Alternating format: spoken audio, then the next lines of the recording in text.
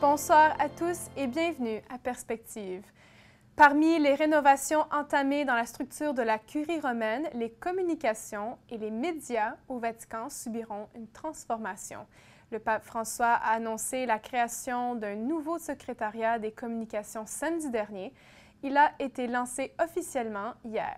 Les départements qui étaient auparavant indépendants seront désormais unis sous cet insigne, notamment la salle de presse du Saint-Siège, Radio Vatican, la Télévision Vaticane, l'Observatoire romain, le Conseil pontifical pour les communications sociales.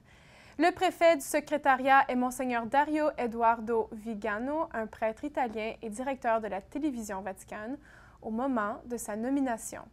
Parmi les nommés, il y a aussi le nouveau secrétaire, Monseigneur Lucio Adrian Ruiz, Paolo Nusiner comme directeur général et Giacomo Ghisani comme vice-directeur général.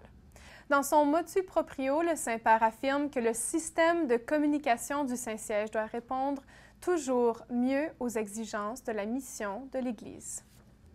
Ce matin, le pape François a rendu visite au pape émérite Benoît XVI avant son départ pour Castel Gandolfo. Leur visite a duré 30 minutes au monastère Mater Ecclesia. Oui, comme chaque année, le pape émérite se retire pour des vacances dans sa résidence d'été. Il y séjournera environ 15 jours. Puis, ce matin encore, le pape François a reçu au Vatican les participants au Congrès international des chrétiens et des Juifs. Ils sont à Rome à l'occasion du 50e anniversaire de la déclaration Nostra Aetate, promulguée par le pape Paul VI en 1965 pendant le Concile Vatican II. Une déclaration attestant la relation entre l'Église et les religions non chrétiennes. Le pape François a livré un discours aux participants où il a souligné la signification du lieu choisi pour leur congrès, disant « Les chrétiens et les Juifs vivent à Rome ensemble depuis presque 2000 ans. Le Saint-Père n'a tout de même pas ignoré les tensions qui ont déjà existé entre Juifs et chrétiens. Mais aujourd'hui, les liens d'amitié et de fraternité continuent de grandir. » Il a aussi tenu à raffirmer l'idée d'une foi commune entre les deux religions, celle qui croit en un Dieu unique, le Dieu d'alliance, disait-il, qui se révèle aux hommes à travers sa parole.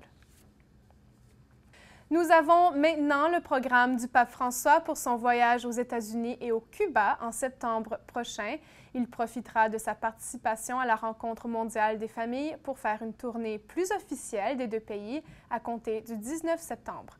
Point de départ, la capitale du Cuba, la Havane, où il célébrera la messe, sera reçu par le président Raúl Castro, rencontrera les prêtres, les jeunes et les religieux. Il se rendra ensuite à Holguín et à Santiago. Il visitera notamment le sanctuaire marial de la Vierge du Cuivre. Le 23 septembre, le pape s'envolera pour les États-Unis. La deuxième partie de son voyage se débutera à Washington et se poursuivra à New York et à Philadelphie. Parmi ses activités, il sera reçu par le président américain à la Maison-Blanche, rencontrera la conférence des évêques, canonisera le bienheureux Junipero Serra et adressera le Congrès des États-Unis. À New York, il donnera un discours aux Nations unies, se rendra au point zéro de l'ancien World Trade Center, à Harlem et au Madison Square Garden pour une messe. Son voyage apostolique prendra fin à Philadelphie. Avant d'assister aux activités pour la rencontre mondiale des familles, le pape François rencontrera d'autres évêques, prêtres, religieux et religieuses, ainsi que des immigrés, une communauté hispanique et des prisonniers. Enfin, sa dernière journée en sol américain, il célébrera la messe de clôture de la rencontre mondiale des familles. Environ 1,5 million de fidèles seront présents à cette messe. Les intentions de prière du pape François pour le mois de juillet, pour que la responsabilité politique soit vécue à tous les niveaux comme une haute fonction de la charité.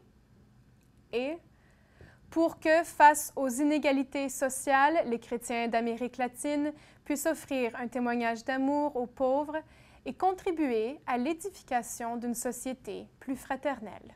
C'est tout pour cette émission. À la prochaine.